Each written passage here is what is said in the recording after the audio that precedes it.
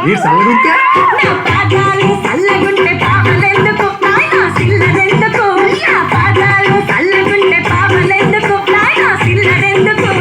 నల్ల చిలకల మొగ్గ నల్ల చిలకల మొగ్గ